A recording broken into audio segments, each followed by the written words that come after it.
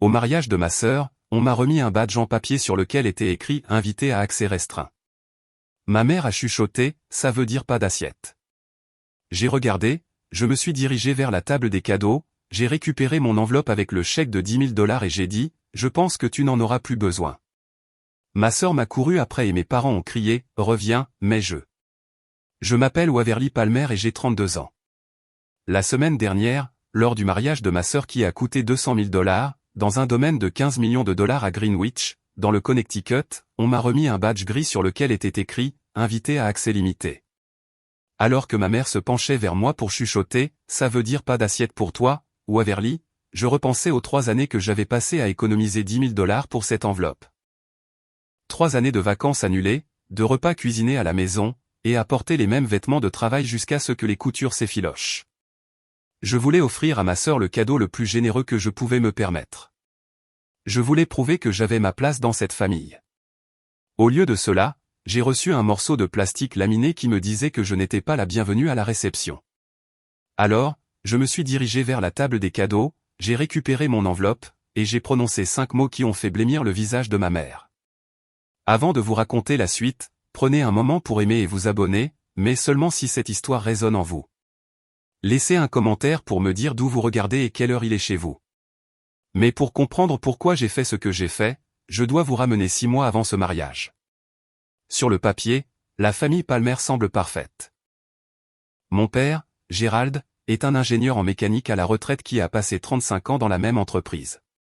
Ma mère, Patricia, travaillait comme guichetière de banque avant de décider que le rôle de femme au foyer lui convenait mieux, surtout une fois que ma sœur a commencé à remporter des prix académiques. Et puis il y a Miranda, de 3 ans mon aînée, titulaire d'un MBA de Harvard, banquière d'affaires dans une entreprise prestigieuse de Manhattan, la fille qui rendait les cartes de vœux de mes parents dignes d'être envoyées. Et moi, je suis comptable de niveau intermédiaire dans une petite entreprise de logistique, dans le Queens. Je vis dans un studio qui coûte 1 800 $ par mois, avec vue sur un mur de briques. Je suis allé au collège communautaire, puis j'ai été transféré dans une université d'État parce que mes parents disaient qu'ils n'avaient pas les moyens d'envoyer 2 filles dans des écoles coûteuses. C'est drôle comme ils ont trouvé l'argent pour l'apport du condo de Miranda, dans l'Upper East Side, 3 ans plus tard. En grandissant, j'ai appris à mesurer l'amour en mètres carrés. La chambre de Miranda faisait 2 fois la taille de la mienne. Son placard avait des étagères intégrées. Le mien avait une barre en métal et 3 cintres en plastique du magasin à $1. Quand elle a obtenu son diplôme d'études secondaires, mes parents lui ont organisé une fête avec un traiteur et un DJ en direct. Quand j'ai obtenu mon diplôme, ma mère a dit « Nous ferons quelque chose de petit ». Et puis, elle a complètement oublié. Mais la chose dont je me souviens le plus clairement, c'est la photo sur le manteau de notre cheminée. C'est un portrait de famille de 2015. Mes parents et Miranda debout devant un arbre de Noël, souriant comme s'ils venaient de gagner à la loterie. Je ne suis pas dessus. Ma mère a dit que le cadre était trop petit pour nous faire tenir tous les 4, alors ils m'ont coupé au montage. J'ai passé des années à me dire que ça ne voulait rien dire. J'avais tort. La première fois que j'ai vraiment compris ma place dans cette famille, j'avais 18 ans. C'était en juin 2009, le jour de ma remise de diplôme au lycée. J'avais passé 4 ans à travailler pour ce moment. Tableau d'honneur à chaque semestre. Des heures de bénévolat à la bibliothèque locale, un emploi à temps partiel dans un magasin de yaourts glacés pour pouvoir acheter ma propre robe de bal. Je n'étais pas major de promotion, mais j'étais fier de ce que j'avais accompli. La cérémonie a commencé à 14 h. J'ai traversé l'estrade à 14h47, serré la main du directeur et reçu mon diplôme. J'ai souri pour la caméra, même si je savais que personne de ma famille n'était derrière. Mes parents n'étaient pas là. Ils étaient à près de 500 km de là, en train de faire visiter le campus de l'Université de Columbia à Miranda. Elle était en 3e année de fac et pensait aux études supérieures. Ma mère a dit que l'avenir de Miranda était une question de timing. « Tu auras d'autres remises de diplôme ?» a-t-elle dit. Je n'en ai jamais eu. La seule personne dans cet auditorium venue pour moi était ma tante Diane, la sœur cadette de ma mère. Elle avait conduit 2 heures depuis sa boutique de fleurs à Hartford pour s'asseoir au 3e rang et applaudir quand mon nom a été appelé. Après, elle m'a emmené dîner dans un petit restaurant italien et m'a donné une carte avec un billet de 100 $ à l'intérieur. Ta mère m'a fait la même chose une fois, a-t-elle dit doucement, en coupant son poulet parmesan. quand je me suis fiancé, elle était trop occupée à aider ta grand-mère à réorganiser son vaisselier pour venir voir la bague. Je ne savais pas quoi dire. Tante Diane a tendu la main à travers la table et a serré la mienne. Tu ne rates rien, Waverly. Ils ne savent simplement pas encore comment te voir. Mais j'ai passé 15 ans à attendre qu'ils me voient, et je commence à penser qu'ils ne le feront jamais. 6 mois avant le mariage, mon téléphone a vibré, signalant un message de notre conversation de groupe familial, un groupe auquel j'avais été ajouté mais où je parlais rarement. Miranda avait joint une photo de sa main gauche, un diamant taille coussin de 3 carats scintillant sur fond de ce qui ressemblait à un restaurant sur un toit à Manhattan. Le message disait « Jonathan a fait sa demande, la planification du mariage commence maintenant.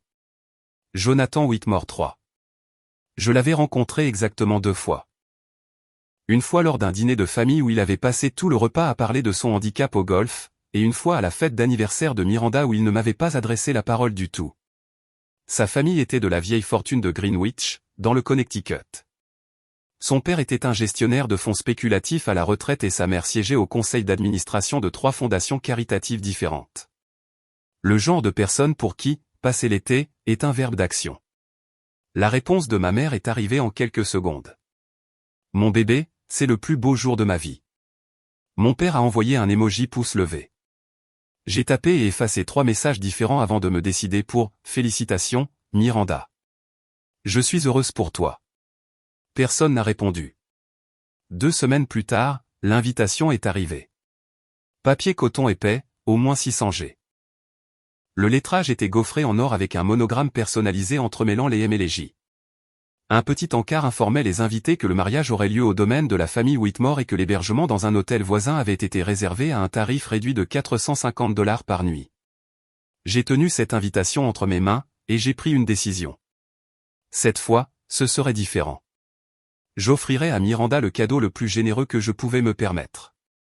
Je prouverais à mes parents que j'avais autant de valeur que ma sœur. J'ai ouvert un compte d'épargne le lendemain. Je l'ai appelé « Fonds de mariage ». Je ne savais pas que ma mère avait d'autres projets. Il m'a fallu 3 ans pour économiser $10 000. Cela peut ne pas sembler impressionnant pour certains, mais quand vous gagnez $52 000 par an avant impôt et que vous vivez à New York, chaque dollar compte. J'ai arrêté d'aller déjeuner dehors. Je faisais mon café à la maison au lieu de l'acheter. Je n'ai pas pris une seule vacance, pas même un week-end quelque part pas cher. Quand mon manteau d'hiver a commencé à tomber en morceaux, j'ai recousu la doublure moi-même au lieu d'en acheter un nouveau. Je voulais donner à ma sœur quelque chose de significatif, quelque chose qui prouvait que je n'étais pas la déception familiale qu'il pensait que j'étais. 3 semaines avant le mariage, je suis allé à ma banque et j'ai demandé un chèque de banque de $10 000. La guichetière, une jeune femme aux yeux doux, m'a demandé si je le voulais dans une enveloppe. J'ai dit oui. Ensuite, je suis rentré dans mon minuscule studio et j'ai écrit une lettre à ma sœur. Chère Miranda, félicitations pour ton mariage. Je sais que nous n'avons pas toujours été proches, mais j'espère que ce cadeau vous aidera, Jonathan et toi, à construire une belle vie ensemble. Je te souhaite tout le bonheur du monde. Avec amour, Waverly. J'ai mis le chèque et la lettre dans l'enveloppe, je l'ai scellée, et j'ai écrit nos 2 noms sur le devant. Puis j'ai pris une photo de tout, l'enveloppe, le chèque, la lettre, et je l'ai enregistré dans un dossier sur mon téléphone. Je ne sais pas pourquoi j'ai fait ça. Peut-être qu'une partie de moi soupçonnait déjà ce qui allait arriver. Ce soir-là, ma mère a appelé.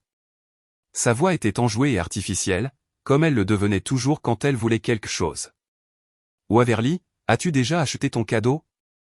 Je pensais que tu pourrais m'envoyer l'argent maintenant, et je le combinerai avec notre cadeau pour la carte. J'ai marqué une pause. Je préfère le donner moi-même, maman, au mariage. Silence, puis, bien, comme tu veux. Elle a raccroché sans dire au revoir. Les signes étaient là. Je ne voulais simplement pas les voir. 2 mois avant le mariage, Miranda a organisé sa fête prénuptiale au Plaza. Je n'ai pas été invité à aider à l'organiser. Cet honneur est revenu à ses 4 meilleurs amis de l'école de commerce et à 2 cousines du côté de ma mère. Des cousines que j'avais rencontrées peut-être 3 fois dans toute ma vie. Des cousines dont les familles avaient de l'argent. J'étais assise à une table dans un coin avec des gens que je ne connaissais pas. Des amis d'amis, le genre d'invités qu'on invite parce que la salle doit avoir l'air pleine. Pendant le toast au champagne, ma mère s'est levée et a parlé des accomplissements de Miranda. Harvard, sa carrière, son brillant futur mari. Elle a parlé pendant 7 minutes. Elle ne m'a pas mentionné une seule fois, pas même un « merci à Waverly d'être là ». Mais le moment que je n'oublierai jamais s'est produit dans les toilettes. Je m'étais éclipsé pour refaire mon maquillage. J'avais pleuré un peu. Non pas que quelqu'un l'ait remarqué. C'est alors que j'ai entendu des voix venant de l'une des cabines. Ma mère et ma tante Harriet chuchotaient. « Dieu merci, tu ne l'as pas prise comme demoiselle d'honneur », a dit tante Harriet. Tu imagines? Les Whitmore auraient demandé ce qu'elle fait dans la vie. Et ensuite quoi? Ma mère a ri. C'était un son léger et aérien. Je sais. Miranda a compris immédiatement. La mère de Jonathan est très à cheval sur les apparences. Nous ne pouvons rien avoir de distrayant. Je suis resté figé devant le miroir. Mon reflet me fixait. Du mascara avait coulé sous un œil. Distrayant.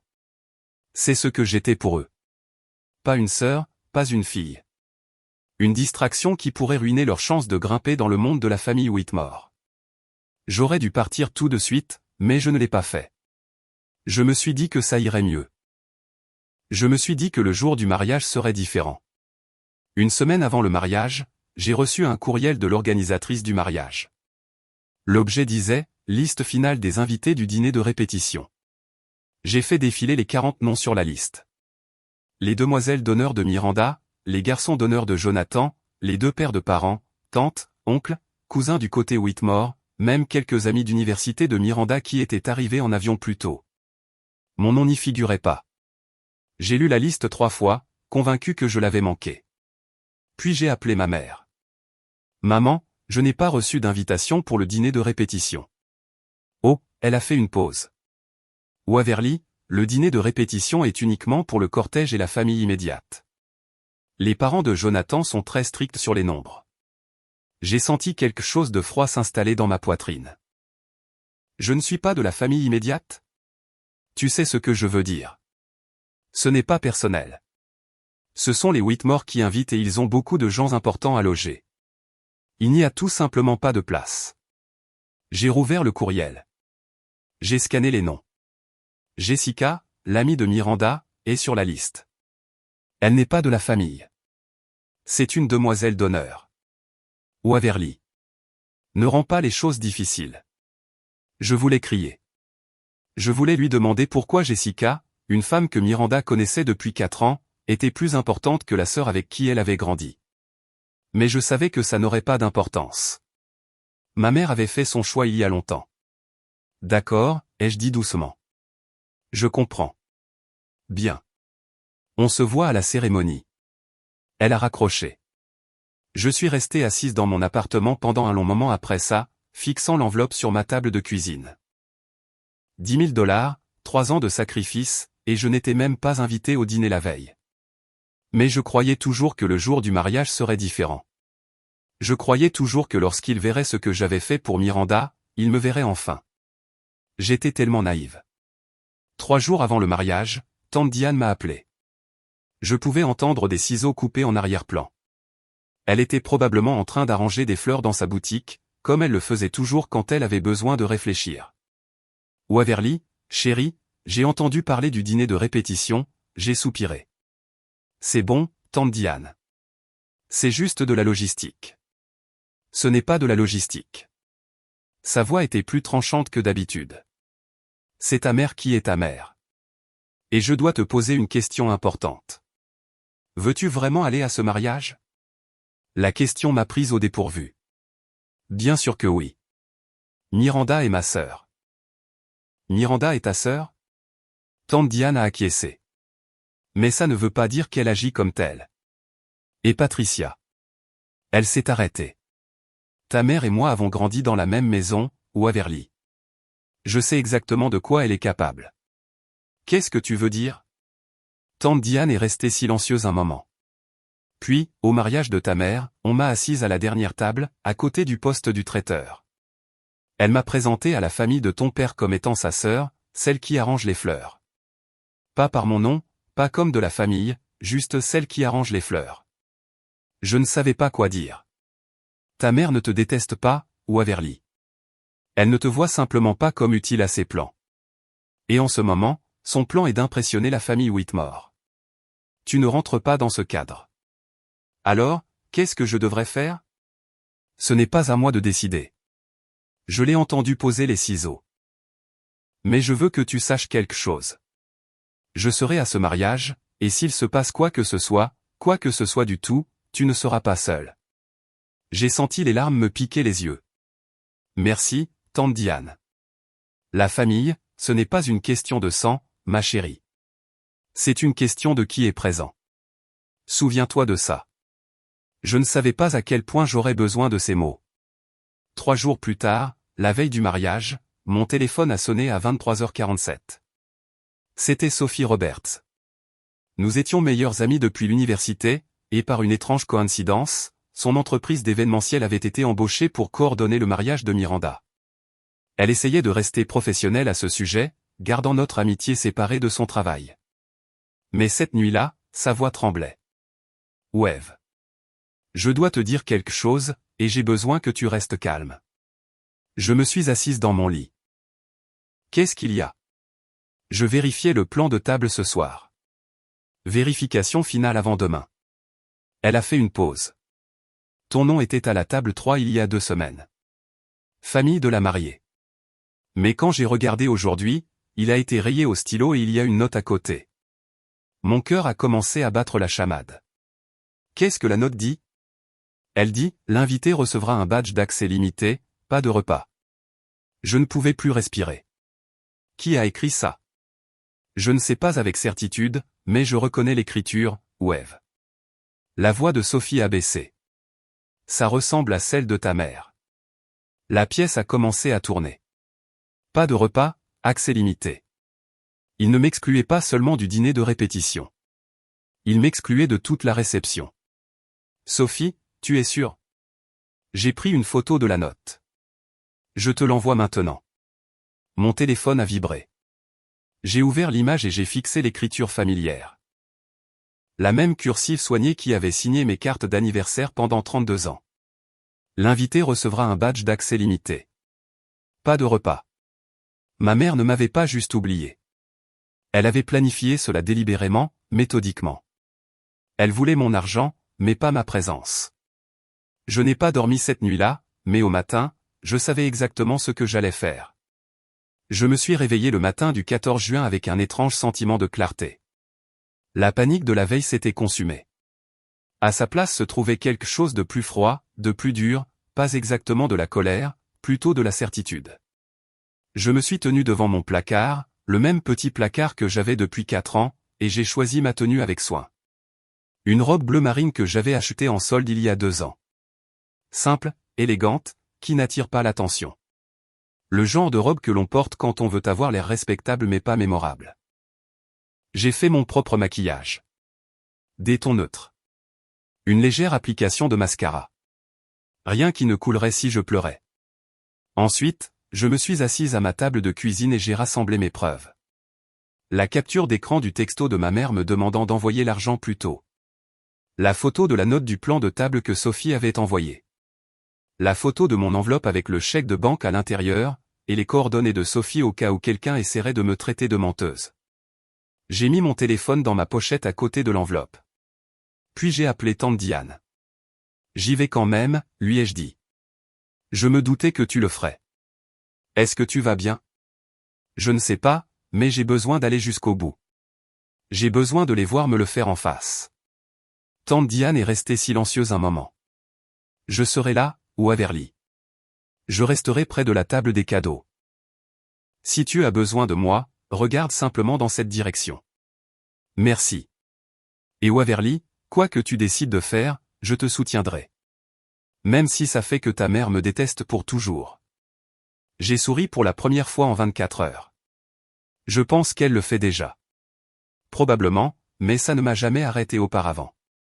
J'ai raccroché, ramassé ma pochette et franchi la porte.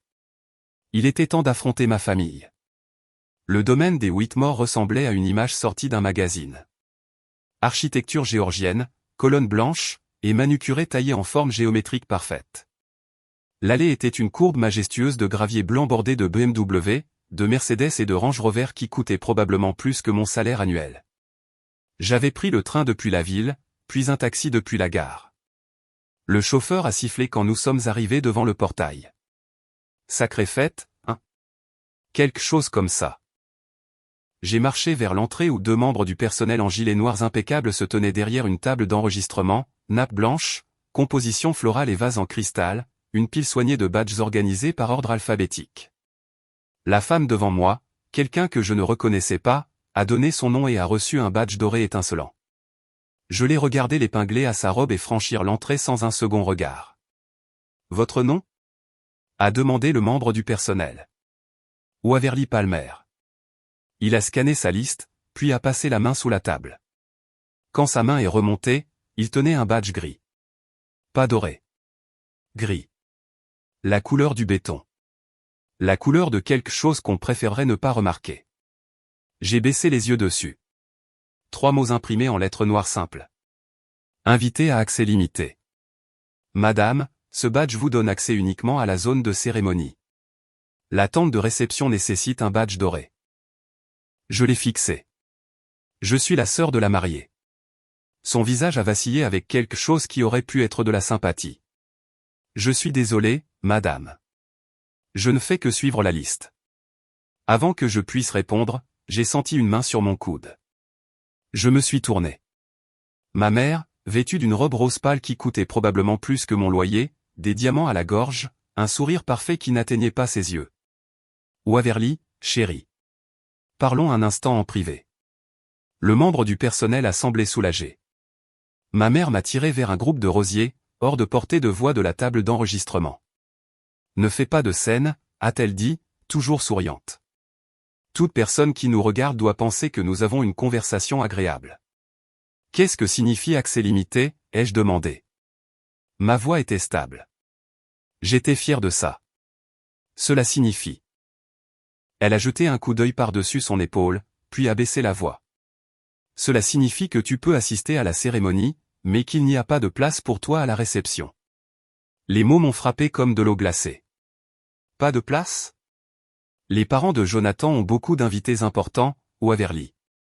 Des associés d'affaires, des membres du conseil d'administration, des gens qui comptent pour les Whitmore. Nous ne pouvions pas exactement leur demander de céder leur place pour. Elle s'est arrêtée, mais j'ai entendu la fin de cette phrase de toute façon. Pour quelqu'un comme toi. Tu aurais pu me le dire, ai-je dit, avant que je ne dépense $300 pour un billet de train et une robe. Est-ce que tu serais venu? Non, exactement. Elle a tapoté mon bras comme si j'étais une enfant qui ne comprenait pas. Écoute, reste juste pour la cérémonie, montre ton visage, laisse ton cadeau sur la table, et ensuite tu pourras partir. Miranda comprendra. Je l'ai regardé. Vraiment regardé. La femme qui m'avait élevé, la femme qui avait oublié ma remise de diplôme, m'avait coupé des photos de famille et chuchotait à mon sujet dans les toilettes. Et maintenant, elle se tenait là dans sa robe de créateur et ses diamants empruntés, me demandant de faire don de $10 000 à un mariage auquel je n'étais pas autorisé à assister. Tu veux mon argent, ai-je dit lentement. Mais pas moi. Ne sois pas dramatique, Waverly. Quelque chose dans ma poitrine s'est enclenché. Pas brisé, mais mis en place. D'accord, maman. J'ai souri. Je ne ferai pas de scène. Elle a expiré de soulagement. Elle n'avait aucune idée de ce qui allait arriver. J'ai joué le rôle à la perfection. J'ai hoché la tête quand ma mère a fini son explication. Je l'ai laissé me guider vers la zone de cérémonie. Un jardin magnifique avec des rangées de chaises blanches et une arche dégoulinant de roses blanches et d'eucalyptus. J'ai pris place au tout dernier rang, près du bord, là où personne ne me remarquerait.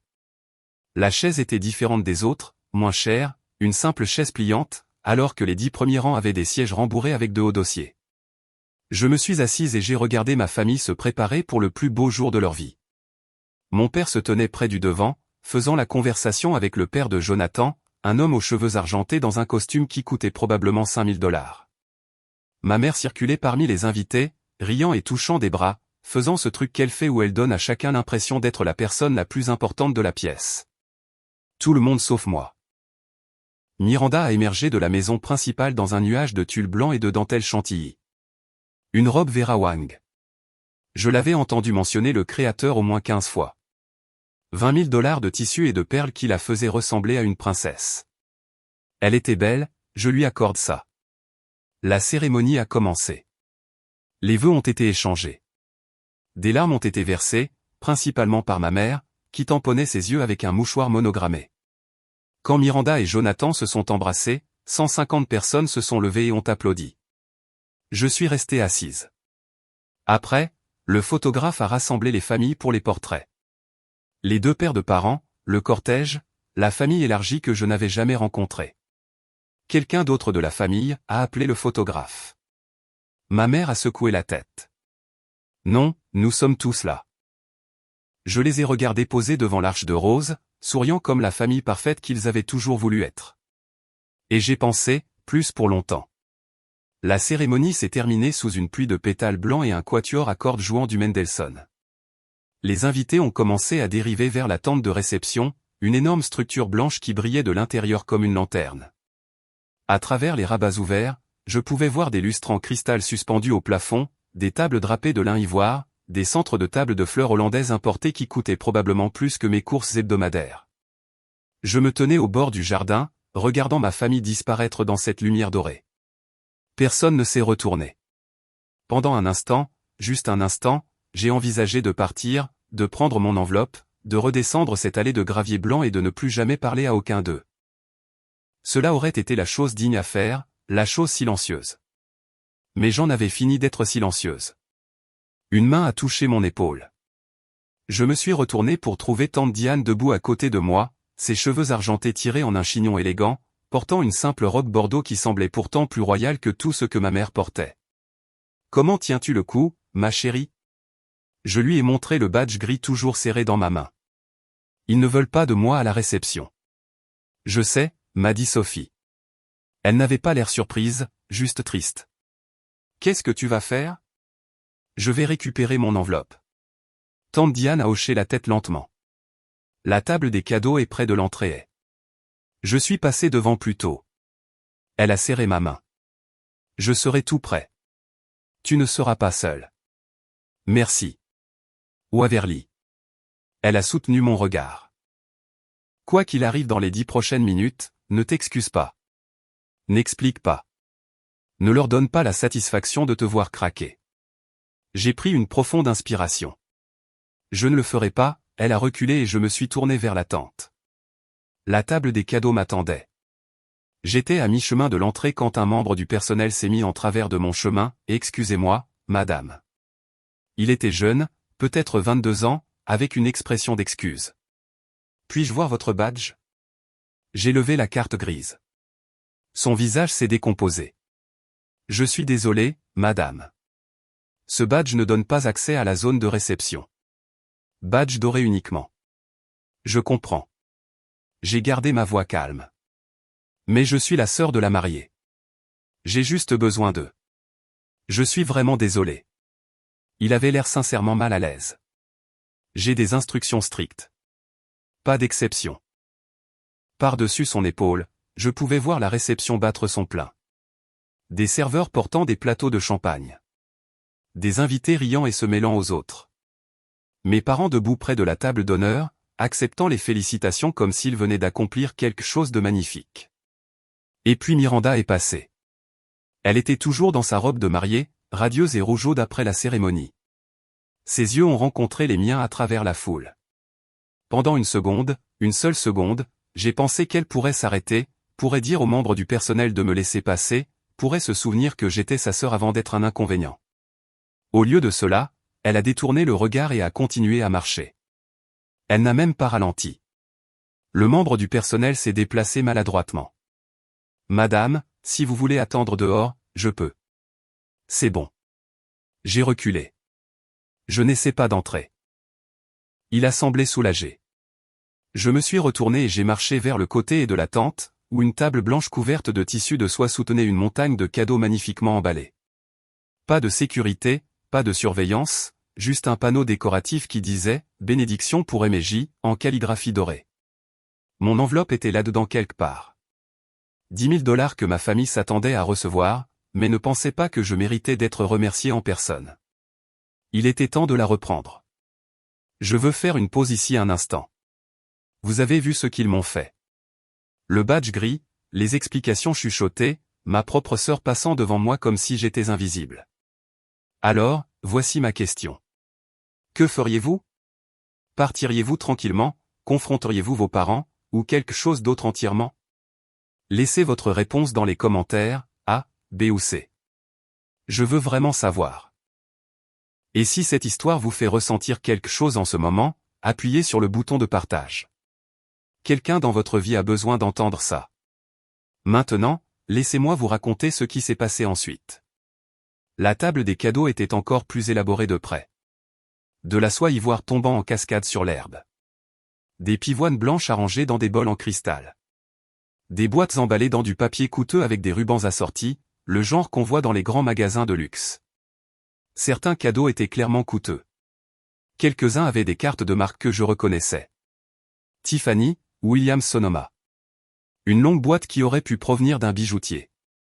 Et là, près du coin gauche, partiellement cachée sous un paquet plus grand, une enveloppe blanche avec une écriture familière, de Waverly Palmer. J'avais écrit ces mots moi-même il y a 3 semaines à ma minuscule table de cuisine, espérant que ce cadeau ferait enfin voir ma famille différemment. Quelle blague! J'ai jeté un coup d'œil autour de moi. Les membres du personnel étaient concentrés sur l'entrée de la tente. Quelques invités s'attardaient à proximité en sirotant du champagne et en discutant, mais personne ne regardait la table des cadeaux. Pourquoi le ferait-il? Qui volerait à un mariage? Je ne vole pas, me suis-je rappelé. Je reprends ce qui est à moi. Tante Diane est apparue à la lisière de ma vision, debout près d'un treillis couvert de roses grimpantes. Elle m'a fait un petit signe de tête. Tu n'es pas seul. J'ai pris une inspiration et j'ai marché vers la table, décontracté, sans hâte, comme si j'admirais simplement les cadeaux. Mes doigts ont trouvé l'enveloppe immédiatement. Le papier était légèrement froissé à un coin. Quelqu'un l'avait ramassé, regardé et reposé. Probablement la personne qui avait organisé l'étalage. Ils avaient vu mon nom.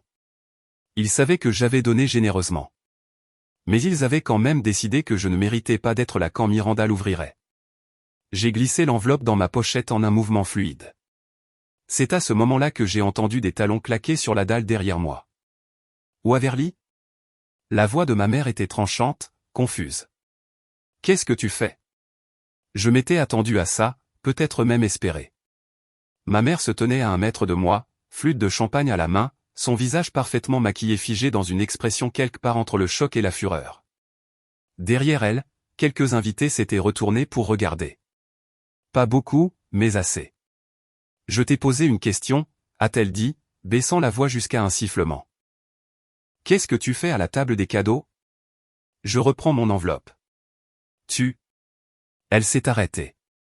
À assimiler l'information. Tu ne peux pas faire ça. Je peux. J'ai gardé ma voix calme, comme tante Diane me l'avait appris. Le cadeau n'a pas encore été donné. L'enveloppe n'a pas été ouverte. Légalement et moralement, elle m'appartient toujours. C'est ridicule. Remets-la. Tout de suite. Je n'ai pas bougé. De quelque part derrière moi, j'ai entendu une voix familière. Sophie parlait dans son micro-casque sans fil d'un problème avec la présentation du gâteau. Elle est passée devant nous sans établir de contact visuel, mais sa main a frôlé la mienne en passant. Et dans ma paume, elle a pressé un morceau de papier plié. Une copie de la note manuscrite qu'elle avait photographiée la veille au soir. L'invité recevra un badge d'accès limité. Pas de repas. De l'écriture de ma mère. J'ai glissé le papier dans ma pochette à côté de mon enveloppe. Preuve, confirmation, démonstration que ce n'était pas un oubli ou une erreur.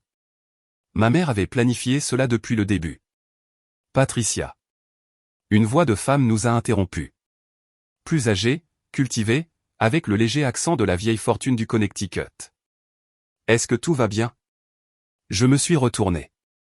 Eleanor Whitmore, la mère du marié, cheveux argentés, perles à la gorge, des yeux à qui rien n'échappait. Le visage de ma mère a pâli. Tout va bien, Eleanor, juste une petite affaire de famille.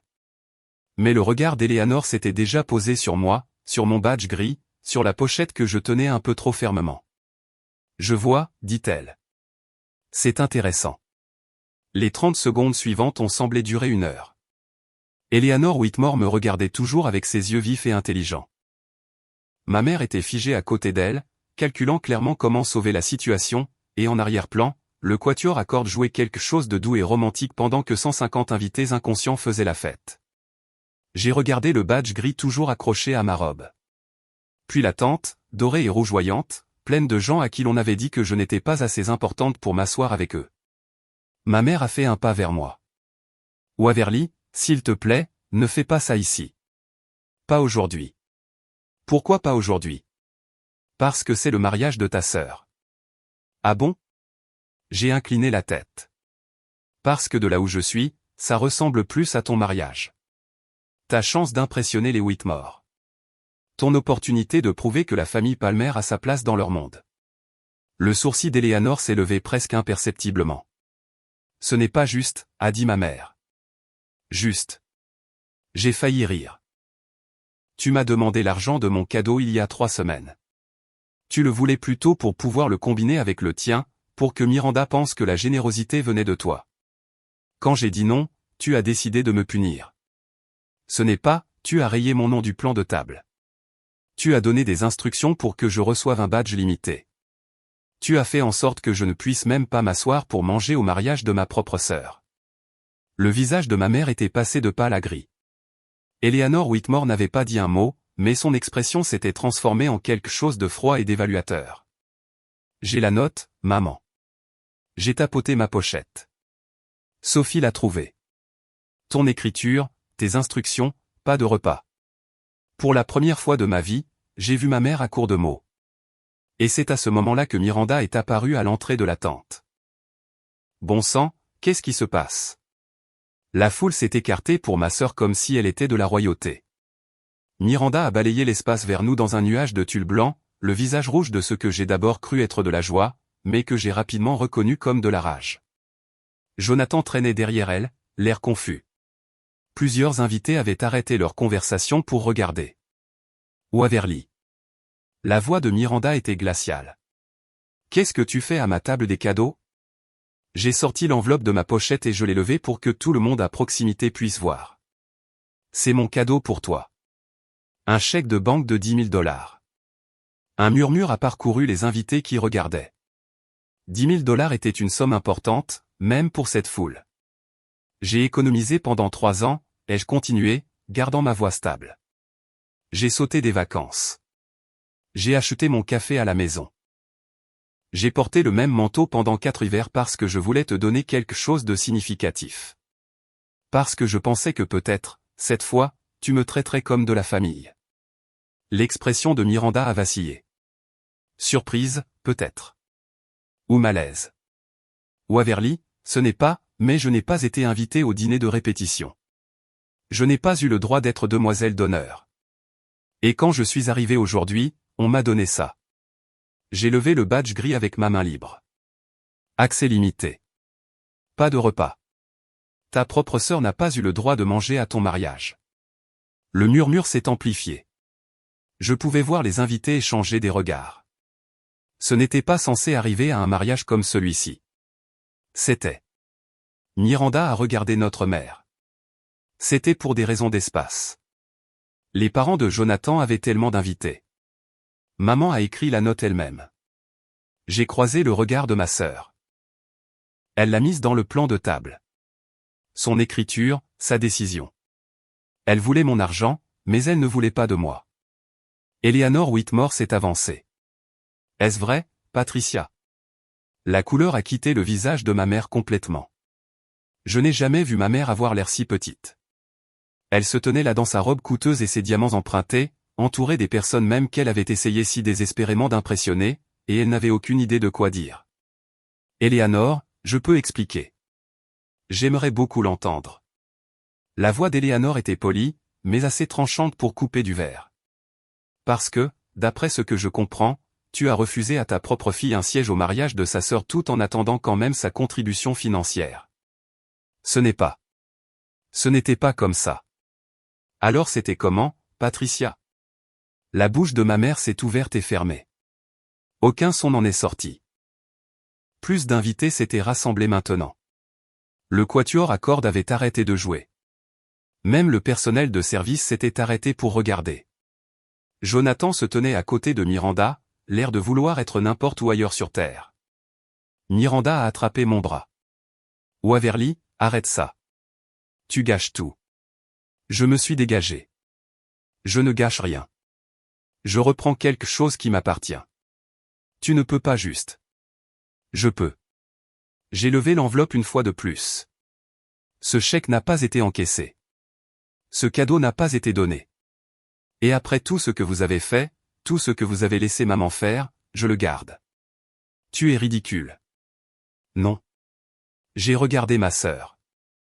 Vraiment regardé. Peut-être pour la première fois. Pendant 32 ans, c'est moi qui ai été ridicule. À croire que si j'essayais juste plus fort, si j'aimais plus fort, si je donnais plus, vous me verriez enfin comme une égale. Mais vous ne l'avez jamais fait, et vous ne le ferez jamais. J'ai glissé l'enveloppe dans ma pochette. Alors, j'ai fini d'essayer. Je me suis retourné pour partir, mais la voix de ma mère m'a arrêté. Waverly Palmer, si tu sors d'ici, tu ne fais plus partie de cette famille. Je me suis retourné. Maman, ai-je dit doucement. Je n'en ai jamais fait partie. Le silence qui a suivi était assourdissant. 150 personnes se tenaient figées dans un tableau parfait. Flûte de champagne levée, conversations abandonnées, tous les yeux fixés sur la scène se déroulant près de la table des cadeaux. Je pouvais voir leurs expressions passer de la curiosité au choc, à quelque chose qui ressemblait presque à du respect. Ma mère a craqué la première. Espèce d'ingrate, égoïste. Patricia. La voix d'Eleanor Whitmore a tranché comme une lame. Ce n'est peut-être pas le moment. Ma mère a tourbillonné vers elle. Eleanor, s'il te plaît. Tu ne comprends pas, je comprends parfaitement. Le regard de la femme plus âgée était glacial. Tu as exclu ta fille de la réception de mariage de sa sœur. Tu lui as refusé un siège, un repas et une dignité fondamentale. Et tu t'attendais à ce qu'elle contribue silencieusement à hauteur de $10 000 quand même. Elle a fait une pause. Ce n'est pas un malentendu. C'est un calcul. Jonathan s'est déplacé inconfortablement. Maman, peut-être que nous devrions. Nous aurions dû être informés de la situation complète avant d'accepter d'accueillir ce mariage. Eleanor n'a pas élevé la voix, mais elle n'en avait pas besoin. Les Whitmore accordent de la valeur à la famille, Patricia. Toute la famille, pas seulement les membres qui sont photogéniques. Ma mère avait l'air d'avoir été giflée. Miranda s'est avancée, les larmes coulant sur son visage. C'est le jour de mon mariage. C'est censé être le plus beau jour de ma vie. J'ai senti quelque chose bouger dans ma poitrine.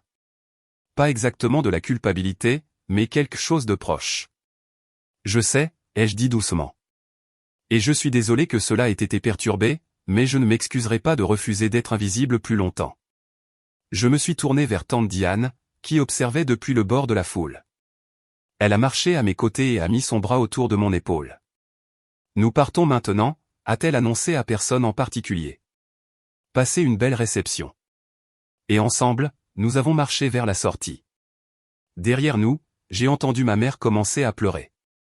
Le chaos a éclaté au moment où nous avons quitté la roseraie. Je pouvais entendre la voix de Miranda monter en un cri perçant derrière nous, les sanglots de ma mère, Jonathan essayant de calmer tout le monde tout en dirigeant simultanément les invités vers la tente. Le quatuor à cordes avait recommencé à jouer, quelque chose d'entraînant et de désespéré, comme s'ils pouvaient restaurer la normalité par la seule force de leur volonté musicale. Ne regarde pas en arrière, a murmuré tante Diane. Continue de marcher. Mais j'ai regardé en arrière juste une fois. Mon père se tenait au bord de la tente, me regardant partir. Son visage était impossible à lire. Quelque part entre la honte et le chagrin, et quelque chose que je ne pouvais pas nommer. Pendant un instant, j'ai pensé qu'il pourrait venir après moi, pourrait enfin, après 32 ans, me choisir. Il ne l'a pas fait. Il s'est retourné et est retourné aux côtés de ma mère. Tante Diane a serré mon épaule.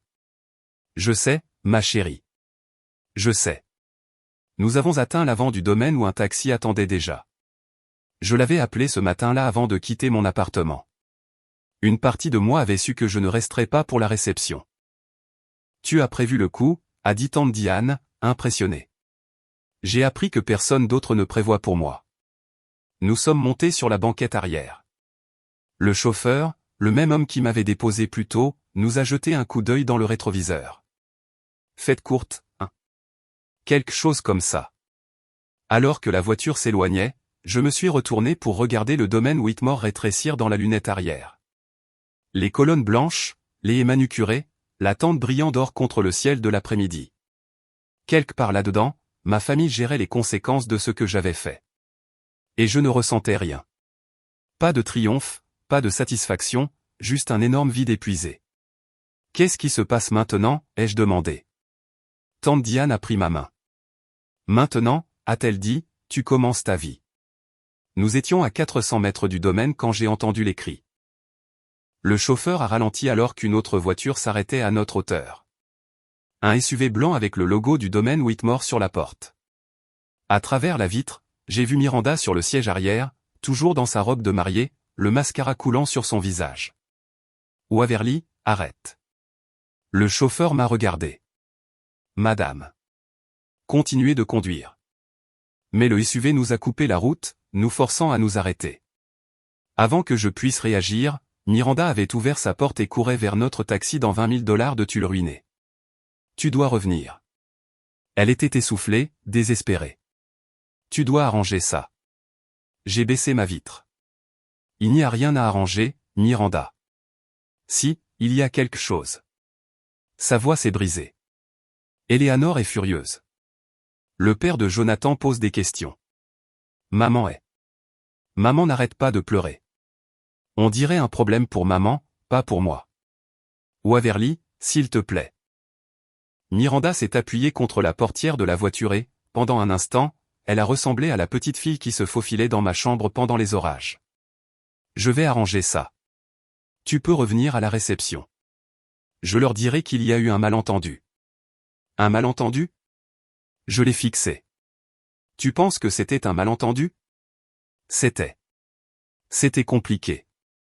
Maman voulait. Maman voulait mon argent et tu voulais épouser Jonathan sans que personne ne pose de questions gênantes sur ta sœur comptable. J'ai secoué la tête. Ce n'est pas un malentendu, Miranda. C'est un choix. Des larmes ont coulé sur ses joues. Je suis ta sœur. Oui. J'ai senti la main de tante Diane se serrer sur la mienne. Et tu as choisi de les laisser me traiter comme si je ne l'étais pas, Miranda a ouvert la bouche, l'a refermée. Elle n'avait rien à dire. Retourne à ton mariage, ai-je dit. Tes invités t'attendent. J'ai remonté la vitre. Conduisez. Mon téléphone a commencé à sonner avant que nous n'atteignions la route principale. Maman, papa, Miranda, maman encore. Des numéros inconnus qui étaient probablement des parents appelant au nom de quelqu'un d'autre. Je les ai tous mis sous silence et j'ai regardé par la fenêtre la campagne du Connecticut. Des collines vallonnées, des murs de pierre, des maisons avec des garages pour 3 voitures et des cours de tennis. Tu as le droit de ressentir des choses, a dit tante Diane doucement. Ce n'est pas rien. Je sais, ai-je dégluti. Mais je ne peux pas encore les ressentir. Pas tant que je suis encore dans cette voiture. Pas tant que je peux encore voir cette maison au loin. Mon téléphone a sonné à nouveau. Cette fois, c'était mon père. Quelque chose en moi, un vieil espoir enfantin, m'a fait répondre. Waverly. Sa voix était mince, tendue. S'il te plaît, reviens. Ta mère est. Elle ne gère pas ça bien. Elle ne gère pas ça bien. Je sais de quoi ça a l'air. Ah oui? J'ai senti la colère monter maintenant, poussant à travers l'engourdissement. Papa, ils m'ont donné un badge gris. Ils m'ont dit que je ne pouvais pas manger. Ils voulaient mon argent mais pas ma présence. Et tu es resté là. Tu as laissé faire. Silence. Je ne savais pas pour le badge. Tu n'as pas demandé. Ma voix s'est brisée légèrement et j'ai détesté ça. En 32 ans, tu n'as jamais demandé une seule fois comment j'étais traité. Tu as juste. Tu as laissé maman gérer. Tu as laissé Miranda être la plus importante. Et tu ne m'as jamais, au grand jamais, protégé. Waverly. Je ne reviens pas, papa. Pas aujourd'hui. Peut-être jamais. Tu ne peux pas juste couper les ponts avec ta famille. Regarde-moi faire. J'ai raccroché. Tante Diane n'a rien dit. Elle a juste tendu la main et a doucement retiré le téléphone de ma main tremblante. Tu pourras récupérer ça plus tard, a-t-elle dit. Quand tu seras prête. Le taxi a continué sa route. Derrière nous, le domaine Whitmore a disparu à l'horizon. Je n'ai plus regardé en arrière. Les larmes ne sont venues que lorsque nous avons atteint la gare. Tante Diane avait insisté pour rentrer en ville avec moi. Nous étions assises dans un coin calme du quai de métro North, entourés de voyageurs du week-end qui n'avaient aucune idée que mon monde entier venait de s'effondrer et de se reconstruire en l'espace de 2 heures. Je l'ai vraiment fait. Ma voix semblait étrange à mes propres oreilles. J'ai vraiment pris l'enveloppe et je suis parti. Tu l'as fait. Ils vont me détester. Tante Diane m'a serré contre elle. Certains d'entre eux le feront, mais ma chérie, ils ne te traitaient pas avec amour pour commencer. Tu ne peux pas perdre quelque chose que tu n'as jamais eu. Les larmes sont venues alors, pas les larmes délicates et photogéniques que ma mère produisait sur commande, mais des sanglots laids et lourds qui secouaient tout mon corps. J'ai pleuré pour la remise de diplôme qu'ils avaient manqué, pour le portrait de famille dont ils m'avaient coupé. Pour les 32 années passées à croire que si je les aimais assez fort, ils m'aimeraient en retour. Ça n'allait jamais suffire, n'est-ce pas? Elle chuchotait. Peu importe ce que je faisais. Non, chérie, ça n'allait pas suffire. Tante Diane a caressé mes cheveux comme elle le faisait quand j'étais petite. Certaines personnes sont incapables de voir la valeur chez les autres. C'est une défaillance chez eux, pas chez toi. Le train est arrivé. Nous sommes montés en silence. Alors que le paysage du Connecticut laissait place au contour gris de New York, mon téléphone a vibré une fois de plus. J'ai jeté un coup d'œil à l'écran. Un texto de Sophie. Eleanor a tiré Miranda dans une pièce privée après ton départ. Personne ne sait ce qui s'est passé, mais Miranda pleurait quand elle est sortie. Je pense que les choses sont sur le point de changer pour ta famille. J'ai fixé le message pendant un long moment. Puis j'ai rangé mon téléphone et j'ai fermé les yeux. C'était le moment où j'ai quitté le mariage de ma sœur. Mais l'histoire ne s'arrête pas là. Ce qui s'est passé dans les semaines qui ont suivi avec mes parents, avec Miranda, avec Eleanor Whitmore, je ne l'avais pas vu venir. Avant de vous raconter le reste, j'aimerais avoir de vos nouvelles. Avez-vous déjà dû fixer des limites avec votre famille? Commentez ci-dessous. A. Si vous l'avez fait, B. Si vous l'envisagez, ou C. Si vous avez besoin de courage. Et si cette histoire vous a touché, pensez à vous abonner. La fin va vous surprendre. Maintenant, laissez-moi vous raconter ce qui s'est passé ensuite. Mon téléphone n'a pas arrêté de vibrer pendant 3 jours. J'ai désactivé les notifications, mais je pouvais voir le compteur grimper chaque fois que je jetais un coup d'œil à l'écran. Appel manqué, 47. Texto, plus d'une centaine. Des messages vocaux que je ne pouvais pas me résoudre à écouter. Le lundi après le mariage, je suis allé à ma banque pendant la pause déjeuner et j'ai annulé le chèque de banque. La guichetière, une autre que la précédente, a demandé si quelque chose n'allait pas, changement de plan, ai-je dit. Je garde l'argent. Ce soir-là, tante Diane a appelé depuis sa boutique de fleurs. J'ai entendu des choses, a-t-elle dit, des ciseaux coupant en arrière-plan. Eleanor Whitmore a eu une très longue conversation avec ta mère après ton départ. Ta mère m'a appelé ce matin pour me reprocher de t'avoir encouragé. Qu'est-ce que tu as dit? Je lui ai dit que je n'avais rien encouragé du tout. Tu as fait ton propre choix. Une pause. Je lui ai aussi dit que si elle t'avait traité avec une dignité élémentaire, rien de tout cela ne serait arrivé. Comment a-t-elle pris ça? Elle m'a raccroché au nez. Donc, à peu près comme prévu. J'ai failli rire. Et pour Miranda? La voix de tante Diane s'est adoucie.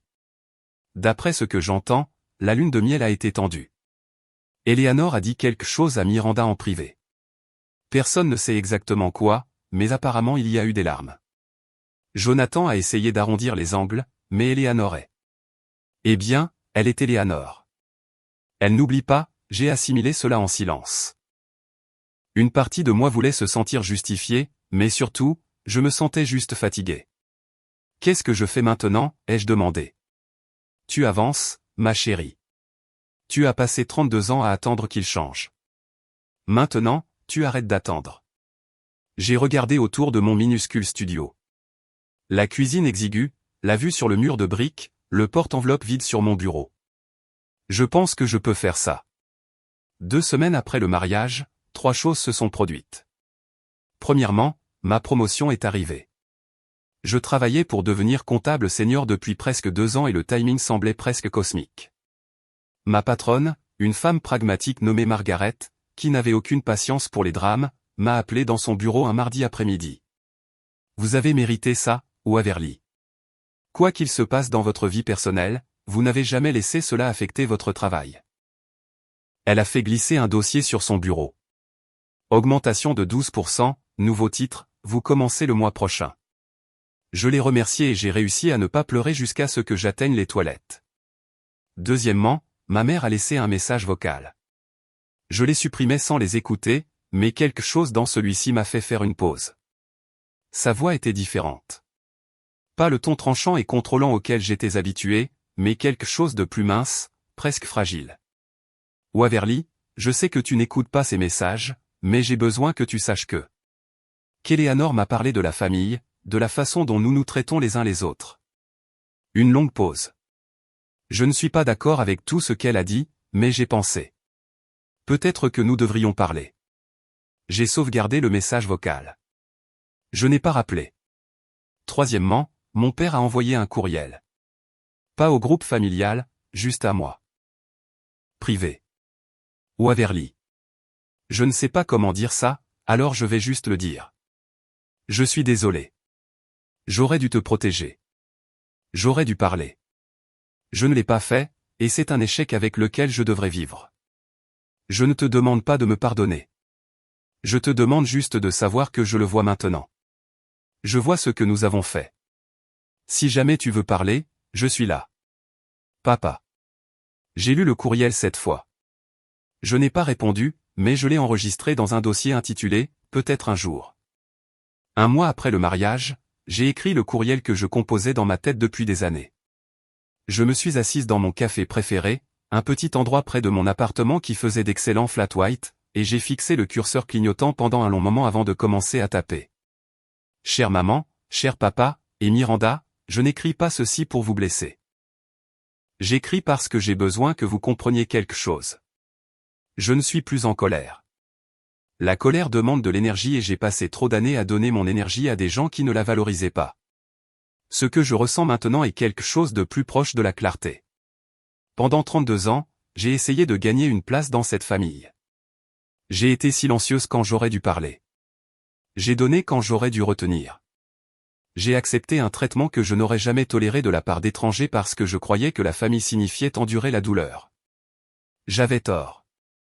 La famille signifie se choisir les uns les autres. Cela signifie être présent même quand c'est incommode. Cela signifie traiter quelqu'un avec dignité même quand, et surtout quand, personne ne regarde. Vous ne m'avez pas choisi et je ne peux pas vous y obliger. Mais je peux me choisir moi-même. Et c'est ce que je fais maintenant. Ce n'est pas une porte qui se ferme. C'est une porte qui a enfin une serrure. Si l'un de vous veut un jour une relation bâtie sur le respect, pas sur l'obligation, vous savez comment me joindre. D'ici là, je vous souhaite bonne chance. Je le pense sincèrement. Waverly. J'ai mis tante Diane en copie. Puis j'ai appuyé sur envoyer. Les réponses sont arrivées en quelques heures. Celle de ma mère était défensive. Celle de Miranda était larmoyante. Celle de mon père tenait en 2 mots, je comprends. Je n'ai répondu à aucune d'entre elles. Au lieu de cela, j'ai fini mon café, payé ma note, et je suis sorti dans le soleil d'automne. J'avais une vie à construire. 6 semaines après le mariage, j'ai emménagé dans un nouvel appartement, une chambre, un véritable espace de rangement, une fenêtre qui donnait sur un petit parc au lieu d'un mur de briques. Le loyer était plus élevé, mais je pouvais me le permettre maintenant. En partie grâce à ma promotion, et en partie parce que j'avais $10 000 qui n'allaient nulle part ailleurs. Tante Diane a conduit depuis Hartford pour m'aider à déballer. Nous avons passé toute la journée à arranger les meubles, accrocher des rideaux, et nous disputer sur le meilleur emplacement pour la petite collection de plantes grasses que j'avais commencée. Celle-ci a besoin de plus de lumière, a-t-elle dit, tenant une écheveria particulièrement têtue. Et ce coin reçoit un bon soleil d'après-midi. Fais-moi confiance, je fais pousser des choses depuis 40 ans. Je l'ai laissé gagner cet argument. Vers le coucher du soleil, nous avons fait une pause et nous nous sommes assis sur mon nouveau balcon avec des verres de vin bon marché. En dessous de nous, des enfants jouaient dans le parc pendant que leurs parents faisaient défiler leur téléphone sur des bancs. La vie normale, la joie ordinaire. Je t'ai apporté quelque chose, a dit tante Diane. Elle m'a tendu une photographie encadrée. Moi à ma remise de diplôme du lycée, serrant mon diplôme et souriant malgré les larmes dans mes yeux. Je me souvenais de ce moment. C'était juste après la cérémonie, juste après avoir réalisé que mes parents n'étaient pas là. Tu as gardé ça? Je l'ai eu sur mon bureau pendant 15 ans. Elle a souri. Je me suis dit qu'il était temps qu'elle soit accrochée quelque part où est sa place. J'ai fixé l'image. Moi plus jeune, moi pleine d'espoir, la moi qui croyait encore que les choses iraient mieux si j'essayais simplement de continuer. Merci, ai-je chuchoté, pour tout. Pour avoir été là quand il ne l'était pas, tante Diane a mis son bras autour de mon épaule. C'est ce que fait la famille, ma chérie. La vraie famille. J'ai accroché la photo au-dessus de mon bureau ce soir-là. Pour la première fois, j'avais hâte de rentrer à la maison. J'ai eu beaucoup de temps pour réfléchir à pourquoi ma famille a fait ce qu'elle a fait. Ma mère, Patricia, a grandi dans une maison où le statut était tout. Ses parents mesuraient la valeur en titres et en tranches d'imposition.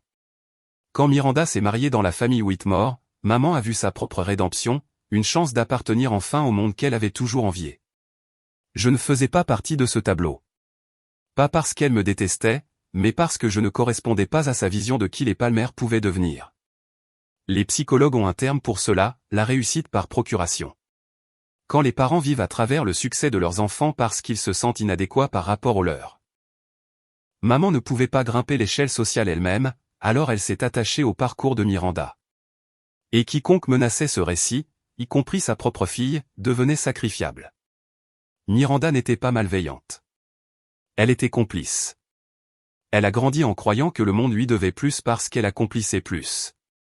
Quand maman a suggéré de dégrader mon rôle au mariage, Miranda ne s'y est pas opposée parce que s'y opposer lui aurait coûté quelque chose. Les enfants adulés ne remettent pas en question les systèmes qui leur profitent.